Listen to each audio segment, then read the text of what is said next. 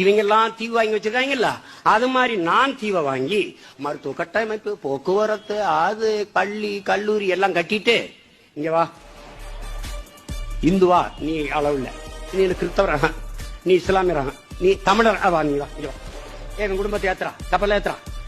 வேற யாரு? தூய தமிழரா ஒரு 10,000 பேர் குடியேத்தி. இஸ்ரேல் என்னடா 4 பேர் வாங்கின நாடு தானடா. 4 தீவு வாங்கி தான் தமிழ்நாடு அங்கீகரி முடிஞ்சு போச்சு. நாடு உருவாக்கிட்டு போயிட்டே இருப்போம். அப்பா கொஞ்சம் அசந்தா அள்ளி விட்டு தள்ளுறாங்கப்பா. ரம் இருக்குது, ஜின் இருக்குது, ஓயின் இருக்குது, திராட்சையில காய்ச்சறா பழக்கமா எடுக்கிறது. ஒவ்வொரு தேசிய இனங்களுக்கும் உலகெங்கும் அது இருக்கிறது. லைஃப்ல என்னதான்டா பண்ண போறீங்க? அதை விட்டுட்டு வேற ஏதாவது கேள்வி இருந்தா ஆக்கப்பூர்வமா நல்ல கேள்வி ஏதாவது இருந்தா கேள்வி.